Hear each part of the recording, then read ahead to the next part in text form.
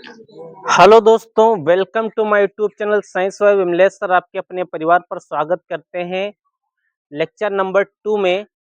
क्योंकि हमने lecture number 1 में आप लोगों को last point hit and trial विधि बताया था, आप लोगों को बेहतर समझाया था लेक्चर 1। अगर जिन लोगों ने नहीं देखा है वो लोग जा करके देख लीजिएगा। और आज हम बात करने वाले हैं लेक्चर नंबर 2 की, जिसमें हम जो टॉपिक्स टू बी कवर्ड के शेष पॉइंट रह गए थे उन पॉइंट्स की बात करने वाले हैं हम लोग। और उसको हम लोग बेसिक तरीके से समझेंगे, एकदम बेहतरीन तरीके से समझेंगे। तो इससे पहले कि अगर आप लोग हमारे चैनल पे पहली बार आए हैं तो चैनल को सब्सक्राइब करें, लाइक करें, अपने दोस्तों के पास शेयर अवश्य करें। आप लोग ये मत भूलिएगा कि मुझे साइंस से बहुत डर लगता है। साइंस एक इजी टॉपिक्स होता है, एक इजी सब्जेक्ट होता है। उसको आप लोग थ्योरिकल और प्रैक्टिकल दोनों तरीके से समझेंगे, आप लोगों को बेहतर समझ में आएगा। तो अगर आप लोग हमारे साथ अंत तक बने रहेंगे तो उम्मीद है, वादा है, 100% मैं वादे के साथ कह सकता हूं कि आप लोगों को बेहतर साइंस समझ में आएगी। तो हम देर ना करते हुए अपने टॉपिक्स की बात करने वाले हैं, अपने टॉपिक्स पर चलते हैं और बेहतरीन तरीके से उसको जानने का प्रयास करते हैं। तो हमारे साथ अंत तक अवश्य बने रहिएगा। तो हम बात करने वाले हैं आज जो है रासायनिक अभिक्रियाओं के प्रकार। रासायनिक रासायनिक अभिक्रियाओं अभिक्रियाओं के प्रकार की हम लोग बात करने वाले हैं। क्लियर है? रासायनिक अभिक्रियाओं के प्रकार हम लोग पढ़ने वाले हैं और उसको एक एक को बारीकी से समझेंगे। ठीक है, तो हम लोग क्या करेंगे, नंबर 1, नंबर 2, नंबर 3, यानी हमें जो 4-5 पॉइंट आते हैं, ठीक है, वो हमें यहाँ पर आपको पढ़ाना है, आपको बताना है और आपको बेहतर तरीके से समझाना है। तो पहला जो पॉइंट आता है वो आपका आता है संयोजन। संयोजन अभिक्रिया, संयोजन या संकलन जिसको बोलते हैं, संकलन, संकलन या इसको बोल सकते हैं या योगात्मक, या योगात्मक अभिक्रिया। ठीक है, योगात्मक अभिक्रिया। क्लियर है? उसके अलावा आपका आता है, ठीक है, वियोजन अभिक्रिया। क्या आता है आपका? वियोजन या अपघटन जिसको बोलते हैं। ठीक है, अपघटन अभिक्रिया। ठीक है, अपघटन अभिक्रिया। ठीक है, यहाँ तक क्लियर है? उसके बाद हम लोग पढ़ने वाले हैं, ठीक है, उसके बाद हम लोग पढ़ने वाले हैं द्विविस्थापन अभिक्रिया। द्विविस्थापन अभिक्रिया पढ़ने वाले हैं। क्लियर है बेटा? ठीक है, द्विविस्थापन अभिक्रिया।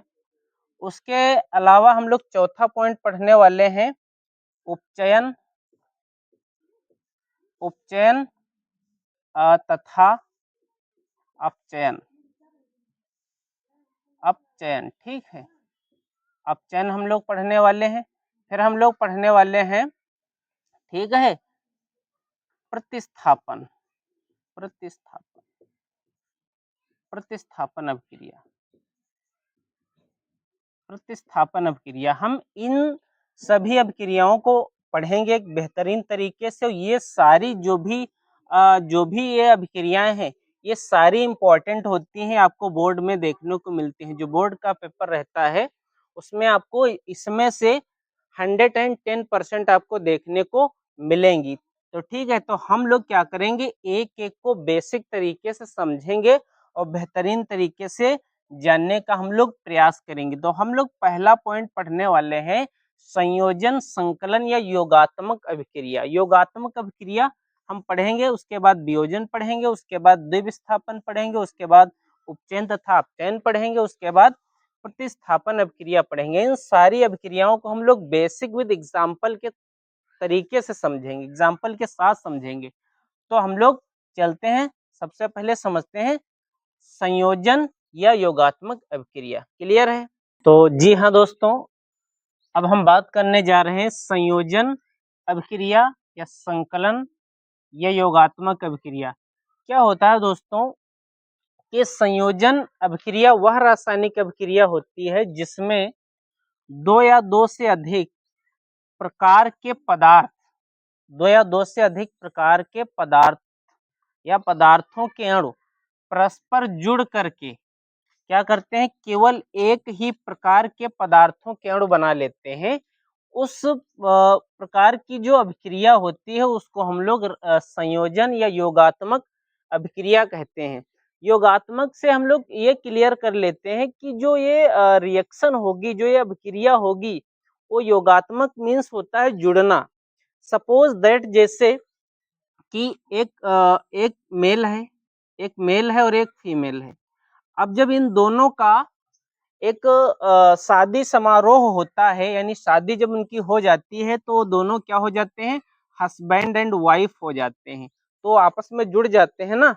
तो इस तरीके से हम लोग समझेंगे कि संयोजन वह क्रिया होती है जिसमें दो या दो से अधिक पदार्थ के जो अणु होते हैं वो आपस में जुड़ करके एक जो है पदार्थ का निर्माण कर लेते हैं या अणु बना लेते हैं। उसको हम लोग क्या कहते हैं, संयोजन क्रिया कहते हैं। क्लियर, यहाँ तक समझ में आया सबको। अब हम बात करने वाले हैं इसके एग्जाम्पल की, जैसे अमोनिया। अमोनिया और HCl मतलब हाइड्रोक्लोरिक अम्ल, ये जब दोनों आपस में मिले, इन दोनों को आपस में जब मिलाया गया तो अमोनियम क्लोराइड बना। क्या बना, अमोनियम क्लोराइड बना। क्लियर है, सबको समझ में आ रहा है यहाँ तक? ठीक है, तो इस तरीके की जो रिएक्शंस होंगी वो हम लोग समझेंगे कि संयोजन अभिक्रिया के अंतर्गत आएंगी। क्लियर है। अब हम बात करने जा रहे हैं ऊष्माक्षेपी अभिक्रिया। ऊष्माक्षेपी वह रासायनिक अभिक्रिया होती है जिसके निर्माण में ऊष्मा का क्या होता है, उत्सर्जन होता है, यानी ऊष्मा निकलती है। ठीक है, तो इस प्रकार की जो अभिक्रिया होगी उसको हम लोग ऊष्माक्षेपी अभिक्रिया कहते हैं। क्लियर है। ऊष्मा का जब ऐसी अभिक्रिया जिसमें ऊष्मा का उत्सर्जन होता है, ऊष्मा निकलती है, तो इस प्रकार की अभिक्रिया को हम लोग कहते हैं ऊष्माक्षेपी अभिक्रिया। क्लियर है, यहाँ तक समझ में आया? इसमें क्या होता है, जिससे कार्बन को हमने ऑक्सीजन के साथ जब है रिएक्ट करवाया तो कार्बन डाइऑक्साइड बना और यानी गैस बनी, प्लस 98.3 किलो कैलोरी जो है ऊष्मा निकली, यानी ऊष्मा का उत्सर्जन हुआ यानी निकली। क्लियर है, तो ये हमें बात समझ में आई कि जो ऊष्माक्षेपी अभिक्रिया होगी उसमें ऊष्मा ऊष्मा का उत्सर्जन होगा, यानी उसमें से ऊष्मा निकलेगी। क्लियर है, बात समझ में आ रही? जैसे हम लोग क्या करते हैं, जब वो व्हाइट जो होता है ना चूना वगैरह, तो उसको जब हम लोग एक बाल्टी में उसको घोलते हैं तो उसमें से ऊष्मा निकलती है ना, तो वो कौन सी रिएक्शन होगी, ऊष्माक्षेपी अभिक्रिया होगी। क्लियर है, यहाँ तक सबको समझ में आ रहा है?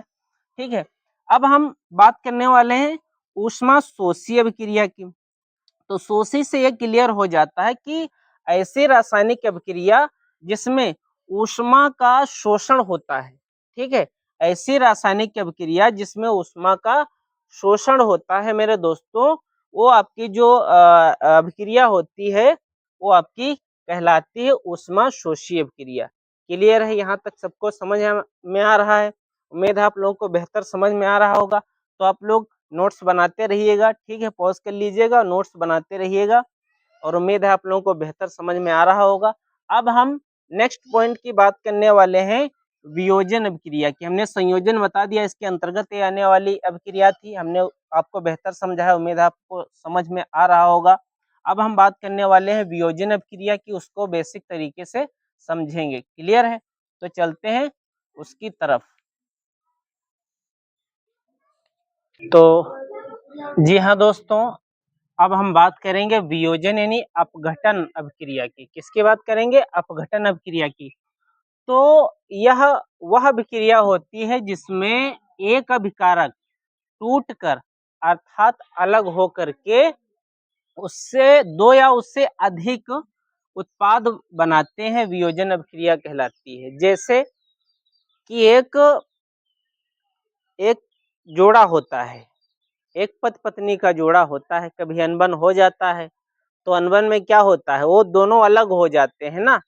तो यही प्रोसेस होता है कि अलग होने का जो प्रोसेस होता है, ठीक है, यानी दो अभिकारक के अलग होने, दो अभिकारक हैं उनके अलग होने को ही हम लोग वियोजन अभिक्रिया कहते हैं। ठीक है, यहाँ तक बात समझ में आई? क्लियर है, सबको समझ में आ रहा है? उम्मीद है। यानी दो पति पत्नी थे, उनमें आपस में झगड़ा हो गया, एक अलग खाना अपना बनाने लगा, एक अलग अपना खाना बनाने लगा, है ना। तो वो होता है आपका वियोजन, मतलब अलग होना, है ना। जैसे एक परिवार होता है, परिवार में क्या होता है कि सब लोग अपना अपना खिचड़ी पकाने लगते हैं, तो क्या है, वियोजन ही है। क्या है दोस्तों, वियोजन ही। क्लियर, समझ में आ गया यहाँ तक। अब क्या है, वियोजन जो अभिक्रियाएं होती हैं वो 3 प्रकार की होती हैं बेटा। कितने प्रकार की होती हैं, 3 प्रकार की होती हैं। पहली, ये इंपॉर्टेंट होता है, पेपर में आता है, बोर्ड यूपी बोर्ड एग्जाम में ये आपको देखने को पेपर में मिलता है, ठीक है। और आप लोग इस चीज को नोट जरूर बनाते रहिएगा, ये आपको पेपर में 110% में वादे के साथ कहता हूँ, इतना अनुभव है पढ़ाने का, कि ये आपको पेपर में जरूर देखने को मिलते हैं, है ना। तो हम बात करते हैं ऊष्मीय वियोजन की। तो ऊष्मीय वियोजन क्या होता है मेरे दोस्तों, ये जब किसी पदार्थ की वियोजन अभिक्रिया, यानी ऐसे वियोजन यानी अलग होने की जो अभिक्रिया होती है, ऐसी अलग होने की अभिक्रिया जो किसकी उपस्थिति में हो, जो ऊष्मा के द्वारा जो है वियोजन होता है, उसको हम लोग ऊष्मीय वियोजन कहते हैं। क्लियर है, सबको समझ में आ रहा है। जैसे जो कैल्शियम कार्बोनेट था, यानी चूने का जो पत्थर होता है, उसको हम जब लोग गर्म करते हैं ना, हीट करते हैं, तो उसमें उसको ऊष्मा देते हैं। जब हम लोग उसको ऊष्मा देते हैं तो कैल्शियम ऑक्साइड अलग हो जाता है और कार्बन डाइऑक्साइड जो गैस होती है वो बाहर निकल जाती है। क्लियर है, सबको समझ में आ रहा है। क्लियर है, तो इस प्रकार की जो अभिक्रिया होगी उसको हम लोग कहेंगे, क्या कहेंगे, ऊष्मीय वियोजन कहेंगे। क्या कहेंगे, ऊष्मीय वियोजन कहेंगे। फिर इसकी दूसरी अभिक्रिया आती है विद्युत वियोजन। तो ऐसा वियोजन जो विद्युत के मतलब उपस्थिति में होता है, ठीक है। जब रासायनिक अभिक्रिया कराई जाती है तो उसका जो वियोजन होता है विद्युत के साथ होता है, ठीक है। तो हम उसको कहते हैं विद्युत वियोजन। क्लियर है। जैसे NaCl सोडियम क्लोराइड को हमने क्या किया, विद्युत वियोजन किया गया, तो मतलब सोडियम अलग हो गया और क्लोराइड अलग हो गया। क्लियर है, यहाँ तक सबको समझ में आया। जब ऊष्मा के द्वारा हो तो ऊष्मीय वियोजन, विद्युत के द्वारा जब हो वियोजन तो विद्युत वियोजन, और जब प्रकाशीय वियोजन, यानी प्रकाशीय वियोजन में क्या होगा, जब वियोजन प्रकाश यानी सूर्य के प्रकाश की उपस्थिति में होता है तब हम उसको कहते हैं प्रकाशीय वियोजन। समझ में आया है, उम्मीद है आप लोगों को बेहतर समझ में आ रहा होगा, है ना। तो जैसे क्या है, एल्युमिनियम क्लोराइड है, एल्युमिनियम क्लोराइड को क्या किया गया, सूर्य के प्रकाश में उसको खुला छोड़ दिया गया, तो क्या बना, है ना, यहाँ बना एल्युमिनियम अलग हो गया, क्लोराइड अलग हो गया। क्लियर है, सबको समझ में आ रहा है, उम्मीद है आप लोगों को समझ में आ रहा होगा, ठीक है। अब हम इसके नेक्स्ट पॉइंट की बात करने वाले हैं भैया, ठीक है। नेक्स्ट पॉइंट में क्या आता है ना, हम लोग पढ़ेंगे द्विविस्थापन, उसके बाद पढ़ेंगे अपचयन और उपचयन पढ़ेंगे, है ना, और उसके बाद पढ़ेंगे प्रतिस्थापन, ठीक है। तो अब हम पढ़ने वाले हैं भैया द्विविस्थापन अभिक्रिया। क्लियर, तो चलते हैं उसको हम लोग समझते हैं एक अच्छे अंदाज में, एक नए अंदाज में, ठीक है।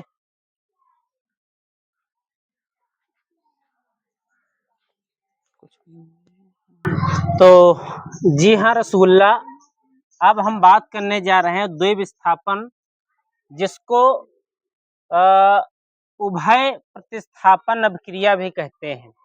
इसमें क्या होता है रसगुल्ला, कि जिन रासायनिक अभिक्रियाओं में यौगिकों के आयनों की अदला बदली हो जाती है, क्या हो जाता है, जो यौगिक होते हैं उनके जो आयन होते हैं उनकी अदला बदली हो जाती है। मतलब कि जैसे क्या होता है कि आपके पड़ोसी जो है वो आपके वहां से कुछ ले गया और आप उसके वहां से कुछ ले आए, है ना। तो ये अदला बदली जो होती है, यानी आयनों के यौगिकों की अदला बदली हो जाती है तथा नए यौगिक बनाते हैं। क्लियर है, बात समझ में आ रही है। तो वह जो अभिक्रिया होती है उसको द्विविस्थापन अभिक्रिया या उभय प्रतिस्थापन अभिक्रिया भी कहते हैं, ठीक है। जैसे क्या होता है कि आप अपने पड़ोसी के वहां जाते हैं और वहां से क्या ले आते हैं, जैसे मान लेते हैं कि चना का जो है वो आटा ले आए, है ना, और वो आपके वहां से क्या ले गया, मक्का का आटा ले गया, तो उसने क्या बनाया, रोटी बनाया, है ना, बढ़िया सा अच्छी सी, और तुमने क्या बनाया, तुमने पकौड़ी बनाई, है ना। तो ये क्या है, ये अदला बदली है, उससे नए प्रकार के जो यौगिक बनते हैं, ठीक है, वही क्या होता है, द्विविस्थापन अभिक्रिया कहलाती है। ठीक है, यहाँ तक समझ में आ गया। ठीक है, एग्जाम्पल देख लीजिएगा। और क्या होता है दोस्तों, इसका एग्जाम्पल और एक नए तरीके से मैं बताऊंगा। जैसे क्या होता है, यहाँ पर एक एक बॉयफ्रेंड एक गर्लफ्रेंड है ना। तो क्या होता है, इसने क्या किया, ए है बॉय और ये है गर्ल, है ना। इसमें ये है बॉय और ये है गर्ल। ठीक, तो इसने क्या किया, इसने जो बॉय ये था, एक इनकी आपस में अनबन हो गई, तो इसने ए वाले ने क्या किया, ए वाले ने भैया कहा कि हम जो है अलग होके, इसने इसको अपनी गर्लफ्रेंड बना लिया। फिर ये जो था, ये सी वाला ये कहता है हमारा तुम्हारा नहीं बन रहा है, तो इसने क्या किया, इसने इस वाली से अपना जो है याराना बना लिया। ठीक है, क्लियर है, समझ में आ गया। तो ये आपकी जो रिएक्शन कहलाती है वो द्विविस्थापन अभिक्रिया कहलाती है। बच्चों यहाँ तक समझ में आया। ठीक है, इसका एग्जाम्पल हमने यहाँ पर भी एक दे दिया है। ठीक है, अब क्या आता है आपका, उपचयन व अपचयन अभिक्रिया आती है। क्या आती है, उपचयन या अपचयन अभिक्रिया। ये क्या होती है दोस्तों, किसी रासायनिक अभिक्रिया में किसी पदार्थ से ऑक्सीजन का योग अथवा पदार्थ से हाइड्रोजन का ह्रास होने पर वह अभिक्रिया अपचयन या ऑक्सीकरण अभिक्रिया कहलाती है। ठीक है, यहाँ तक सबको समझ में आ रहा है। ठीक है, क्लियर है। इसका एग्जाम्पल देख लीजिएगा। जैसे 2H2 प्लस O2, तो यहाँ पर क्या बना, यहाँ पर बना 2H2O, है ना। इसमें क्या हुआ, हाइड्रोजन का इसमें ऑक्सीजन का जुड़ना और हाइड्रोजन का निकलना, है ना, ह्रास होना, ये क्या हुआ, आपका हुआ उपचयन या अपचयन अभिक्रिया हुई। क्लियर। ठीक है दोस्तों, अब हम बात करते हैं विस्थापन अभिक्रिया या प्रतिस्थापन अभिक्रिया की। इसमें क्या होता है, वह रासायनिक अभिक्रिया है, प्रतिस्थापन क्या है, वह रासायनिक अभिक्रिया है जिसमें किसी यौगिक के अणु के किसी एक परमाणु, कोई एक परमाणु, है ना, परमाणु के स्थान पर, एक परमाणु के स्थान पर कोई दूसरा परमाणु आ जाता है। ठीक है, कोई दूसरा परमाणु या समूह आ जाता है, तो उसको हम कहते हैं प्रतिस्थापन अभिक्रिया। क्लियर है, उसको हम क्या कहते हैं, प्रतिस्थापन अभिक्रिया कहते हैं। ठीक है, जैसे क्या होता है, इसको समझने के लिए क्या होता है, इसको समझने के लिए सक्रियता श्रेणी आपको समझनी पड़ेगी। सक्रियता श्रेणी में यह क्लियर हो जाता है कि जो धातु अधिक क्रियाशील है वो अपने से निचले स्थान पर रखी हुई धातु को विस्थापित कर देती है। क्लियर है, तो इसके लिए आपको सक्रियता श्रेणी समझनी पड़ेगी। इसमें क्या होता है कि जैसे जो यहाँ पर आयरन है वो कापर से ज्यादा क्रियाशील है, इसलिए कापर को उसकी जगह से हटा देगा और कापर उसकी जगह आ जाएगा। ठीक है, देख लीजिएगा, है ना। जैसे क्या है, यह है कापर सल्फेट, और जब कापर जो है वो कम क्रियाशील है जबकि आयरन अधिक क्रियाशील है, तो कापर की जगह आयरन आ जाएगा।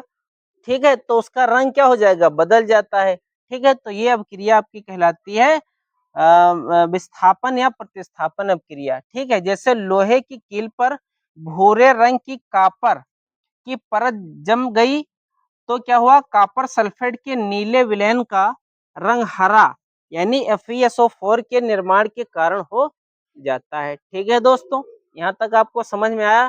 उम्मीद है आप लोगों को बेहतर समझ में आ रहा होगा। अब हम चलते हैं नेक्स्ट पॉइंट की तरफ, उसको भी एक बेसिक तरीके से समझ लेते हैं।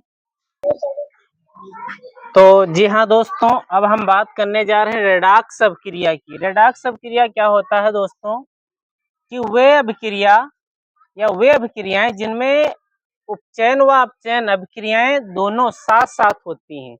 यानी रेडॉक्स अभिक्रिया में दोस्तों क्या होता है कि उपचयन अभिक्रिया और अपचयन अभिक्रिया दोनों साथ साथ होती हैं, तो इस प्रकार की जो अभिक्रिया होती है इसको हम लोग रेडॉक्स अभिक्रिया बोलते हैं। क्या बोलते हैं, रेडॉक्स अभिक्रिया। जैसे जैसे यहाँ पर कॉपर ऑक्साइड और H2, है ना, हीटिंग के साथ कॉपर अलग हाइड्रोजन जल अलग, तो इसमें क्या हुआ, उपचयन और अपचयन दोनों अलग अलग रिएक्शन होती हैं, मतलब दोनों साथ साथ सॉरी होती हैं, तो इसको हम लोग कहेंगे रेडॉक्स अभिक्रिया। क्या कहेंगे, रेडॉक्स अभिक्रिया। अब आता है इसका जो है दहन अभिक्रिया, दहन का मतलब होता है जलना, वह रासायनिक अभिक्रिया जिसमें कोई पदार्थ वायु के साथ यानी वायु की उपस्थिति में जलता है, तो जो ये अभिक्रिया होती है इसको हम दहन अभिक्रिया बोलते हैं। जैसे कि जब आप लोग कोई चीज घर पे क्या करते हैं, एकदम जलने लगता है तो उसको क्या करते हैं, तो कंबल हो, रजाई हो या मिट्टी डालते हैं, उस पर थोड़ा सा ऐसी चीज रखते हैं ताकि वो ऑक्सीजन, जो ऑक्सीजन का जो कनेक्शन है उसका, वो चीज हट जाए, इसलिए वो चीज जो क्या होता है वो बुझ जाती है। तो ऑक्सीजन की उपस्थिति में जलने वाली जो अभिक्रिया होती है उसको हम लोग दहन अभिक्रिया कहते हैं। क्या कहते हैं? दहन। जैसे एलपीजी जो गैस होती है सिलेंडर में, है ना, उसको जो हम लोग क्या करते हैं, वो दहन के साथ, है ना, ऑक्सीजन के साथ वो क्या होती है, वो जलने लगती है ना। फिर क्या आता है? संक्षारण। संक्षारण क्या होता है? संक्षारण में होता है कि दोस्तों, जैसे हम लोग कोई लोहे की वस्तु हो, चाहे वो चांदी की हो, चाहे वो सोने की हो, है ना, तो क्या होता है, अक्सर लोहे और चांदी में ऐसा देखने को मिलता है कि जो लोहे की वस्तु होती है, जब हम लोग खरीद के लाते हैं तो एकदम चमकीली होती है, लेकिन कुछ समय के बाद उसमें एक अजीब प्रकार की जो है जंग लग जाती है ना। तो ऐसा क्यों होता है? क्योंकि जंग लगने का कारण ये होता है कि या तो वो जो लोहे की धातु है या तो नमी के संपर्क में आ गई, है ना, या तो उस पे कोई एसिड पड़ गया हो, इसके वजह से जंग लग गई हो, है ना, या वायु के टच में रही हो। तो क्या होता है कि जब कोई धातु अपने आसपास अम्ल या नमी के संपर्क में आती है तब वो संक्षारित यानी झरने लगती है ना, जिसको बोलते हैं, यानी जंग लग जाती है। तो इस प्रक्रिया को हम लोग संक्षारण कहते हैं। क्या कहते हैं? संक्षारण कहते हैं। क्लियर है? इसका एग्जाम्पल हमने आपको बता दिया है, जंग का सूत्र है, आप लोग नोट कर लीजिएगा। फिर आता है कि आखिर इस जंग को रोका कैसे जाए, इस जंग को कैसे रोकेंगे। तो इसको रोकने के लिए हम लोग क्या करते हैं, इसको रोकने के लिए हम क्या करते हैं, उस धातु पे तेल लगा दें, है ना, जो मोबिल ऑयल होते हैं ये लगा दें, ग्रीसिंग वगैरह कर दें, ग्रीस लगा देते हैं, उससे भी जंग से बचाया जा सकता है। धातु को पेंट कर देते हैं हम लोग, है ना, तो उससे भी क्या होता है, जंग से बचाया जा सकता है। टिनीकरण करके भी बचाया जा सकता है, गैल्वेनीकरण भी करके हम लोग बचा सकते हैं। इसको नमी से, है ना, नम वाली जगहों पे वस्तु को ना रखें, इसलिए क्या होता है कि इस संक्षारण से हम लोग इसको बचा सकते हैं। क्लियर है? यहाँ तक सबको समझ में आया? अब हम इसका लास्ट पॉइंट की बात कर लेते हैं, जिसका नाम है विकृत गंधिता। ठीक है, उसको भी बात कर लेते हैं और ये लेसन समाप्त होने वाला है। ठीक है, तो इस चैप्टर का लास्ट पॉइंट दोस्तों आ गया है, विकृत गंधिता। और विकृत गंधिता क्या होता है दोस्तों, कि जैसे आप लोग जो खाद्य सामग्री दुकान से खरीदते हैं ना, तो वसा और तेल युक्त होती है, तो वो लंबे समय तक खराब ना हो इसके लिए वो एक थैलियों में रखी जाती है, क्योंकि वो खराब ना होने पाए। अगर आप लोग नॉर्मली इसको रखते हैं तो कुछ दिन के बाद देखा होगा आप लोगों ने कि उसमें एक अजीब प्रकार की स्मेल आने लगती है। स्मेल आने को ही हम लोग क्या कहते हैं, विकृत गंधिता कहते हैं। तो इसके जो बचाव हैं उसको हम लोग कैसे रोकेंगे विकृत गंधिता को, तो उसको हम लोग समझ लेते हैं। इस पॉइंट में लिखा हुआ है, आप लोग देख लीजिएगा कि वसायुक्त अथवा तैलीय खाद्य सामग्री को जब लंबे समय तक रखा जाता है तब उसकी गंध व स्वाद परिवर्तित हो जाते हैं। मतलब जो खाने वाली सामग्री होती है, जब उसको लंबे समय तक के लिए रखा जाता है तो उसमें एक अलग प्रकार की गंध आने लगती है और स्वाद उसका बदल जाता है ना। तो इसको हम क्या कहते हैं, इसको विकृत गंधिता कहते हैं। क्या कहते हैं? विकृत गंधिता कहते हैं, क्योंकि वो लंबे समय तक रखी जाती है ना, इसलिए उसमें क्या होता है, एक अजीब प्रकार की स्मेल आने लगती है और टेस्ट उसका भी बदल जाता है। अब क्या होता है दोस्तों कि इसके जो बचाव है, हम लोग कैसे इसको बचाएंगे, तो इसके बचाव के कारण ये हैं कि हम लोग इसको बचाएंगे कैसे। तो खाद्य पदार्थ जो खाने वाली सामग्री होती है ना, उनको क्या करें, सामान्यतः वायुरोधी पात्रों में रखें। उससे क्या होता है कि उसमें विकृत गंधिता नहीं हो सकती, यानी अजीब प्रकार की स्मेल और उसका टेस्ट नहीं बदलता है।